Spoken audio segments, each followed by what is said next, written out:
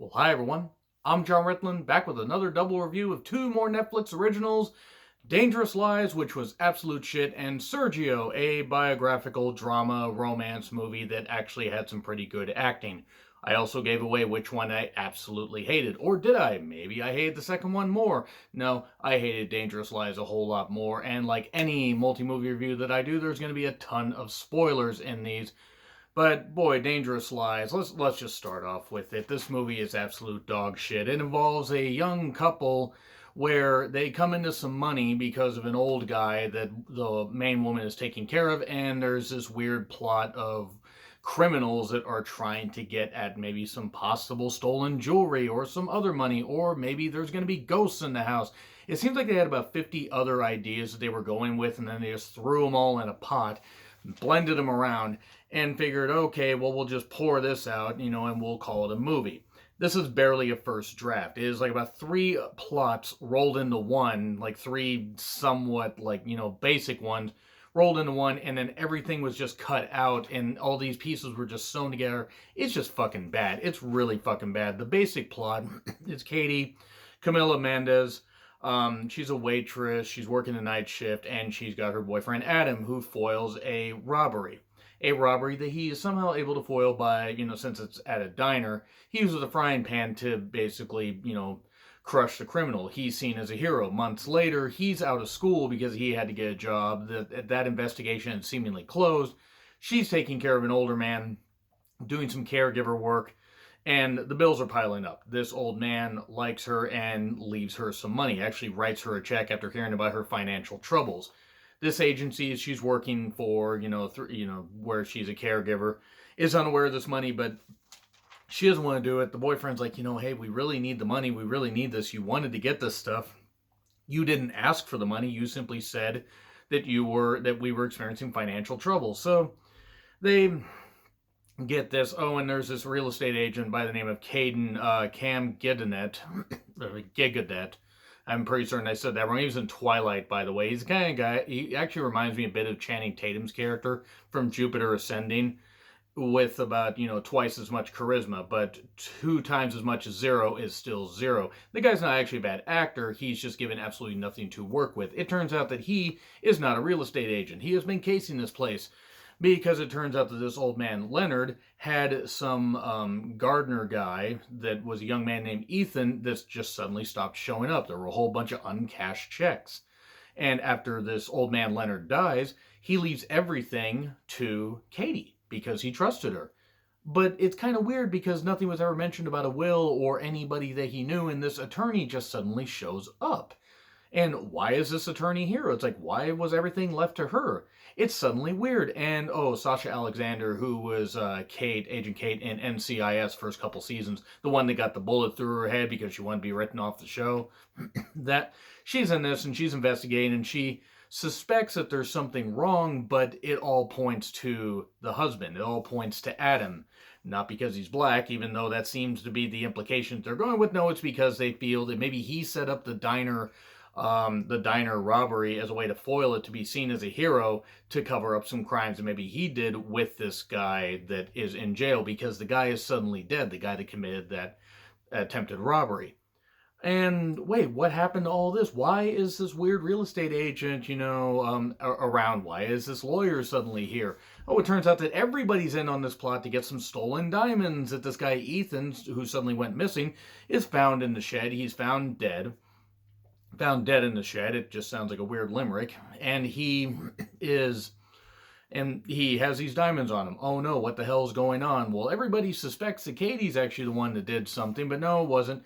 And it wasn't even Adam. They go with this whole thing that this money that was put in a deposit box, this money that was found in a weird safe or, weird chest, like below a whole bunch of memorabilia, a bunch of cash that the old man just happened to keep. It's like 92,000 or, 100,000 or wherever. They were using it. The couple was using it to help themselves, which makes sense because what can they do with it otherwise? Turn it over? It's just going to go to the police or the government and get lost. They could use it for themselves and use it to help out other people. And they go with this one direction where it seems like Katie, is going to get left behind by Adam, and Adam's just going to blame her for everything because he's really a criminal. But then they drop that and they have it turn out to be This real estate guy is actually a criminal that was with that guy, Ethan, that went to jail, and this lawyer pleaded his case down because they're all in on this plot for stolen diamonds, $3 million worth. And they just throw everything in the last 20 minutes where a bunch of people get shot, and it turns out that, no, Adam gets killed, and Katie lives on. She actually got pregnant by him somehow. And first we jumped 4 months later after the robbery, and then we jump another 4 months later. Apparently, we don't own a very good calendar here. And yeah, she survives and lives on. And this movie's shit. This movie's absolute shit. I described it about as well as I could. And look, I'm not saying that the acting is necessarily bad. Everybody did what they could. But this is a bargain basement drama, whatever that you want to call, psychological thriller, and it gets an F. It gets an absolute goddamn F. So let's move on to something I did like, Sergio. It's a biography, biography slash drama slash romance. Samantha Power wrote the book, and it's about a Brazilian UN diplomat named Sergio Wagner Moura, who really plays this role well. This is based obviously off real life events or on real life events, and he's a UN diplomat that wants to do right by any conflict he is tasked to take care of, whether it's East Timor and Indonesia, whether it is going over to Iraq to help with the transition to peace after the U.S. occupying it. And we all know how that turned out. Didn't turn out very well. We are not exactly a great. Well, let's just say this. We maybe aren't the squeaky clean nation we try to say we are, but there's an explosion at this building, at this hotel, I believe. Because some of this movie kind of got a little jarring to me. And Sergio and his assistant Gil are trapped in the rubble.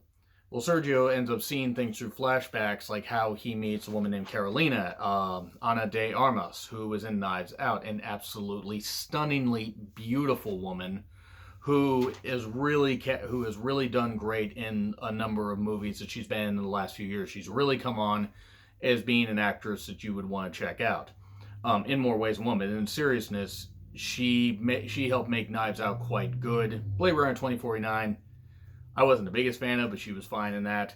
And we get the whole thing of Iraq and turmoil, and Sergio is a man who he's conflicted about some things. He wants to get out of being a UN diplomat. He wants to retire. He wants to retire with Carolina. I mean, to be fair, could you blame him? I mean, look at her. Could you blame him? They head off, and there's the problem with this movie. The acting is very good by Wagner and Ana de Armas. They are both very good. The other acting is quite good as well. Those are the two centerpieces, though, where their roles are the meat and potatoes of this movie. And it's, again, told in flashbacks because he's trapped in the rubble. The problem is the flashbacks get very jarring after a while, because obviously these are fleeting memories because he is going to die. If you know anything about the history, the guy dies in the rubble. Sorry, again, spoilers, but he does. He revisits this. It seems like they're going to rescue him, some army guys, including a couple of reserves, but unfortunately they were unable to get him in time because he's buried under a whole bunch of rubble. They managed to rescue his assistant, and they aren't able to rescue Sergio in time. There are a lot of violent images. This movie is not necessarily... It's a bit sanitized because it does do a lot of explaining. You have to be willing to sit there and listen to this stuff and do a lot of, telling, not showing. But when it wants to turn up the violence, it really turns up the violence. There's some pretty grisly images and some pretty scary shit in this because it's about an actual war, an actual conflict. So it is very... I don't want to... It's disturbing, but also it is a bit uplifting in the sense that he did want to do some good and does do some good. And sure, maybe he has a bit of a naive view, but he also wants to have a realistic view, a diplomatic view, and realize that, nations can work together, and he wants to try to get both sides of whatever conflict to see what is going on. But he also recognizes there's a lot of violence in the world, and his naive nature does end up costing him his life, unfortunately. And after he is pronounced dead, Carolina's obviously not happy. I mean, who would if you lose the person that you care about? And then it fades to black, and you get some credits explaining all this stuff and everything, how he died, how that ended up, going into a long civil war in Iraq because of the U.S. occupation not necessarily working out because we didn't plan this shit well. And a bunch of stuff. It's quite a historical movie, like as far as like steeped in historical accuracy and accuracy, but just like it's based on real life events. And I've never read the book. I don't really have any desire to, because I don't have the attention span to read a book. But the movie has good enough acting, really good acting in some places where it can overcome the fact that the flashbacks are jarring, and it can get a little bit and I'm not knocking. I mean, I appreciate the movie for doing what it is, and maybe it's as close to the source material to book as possible, and this is the way they wanted to do it. But at times, flashbacks get a little bit much to where it gets a bit confusing. You don't know quite what time period you're in. But it is what it is, and the movie gets a solid B. It's only worth checking out once, but the performances by Wagner and Anna are pretty damn good. So anyway, that's all I gotta say. Agree, disagree, what I said, like, share, subscribe, Twitter handle in the description. I'm John Ritlin. I'll see you soon.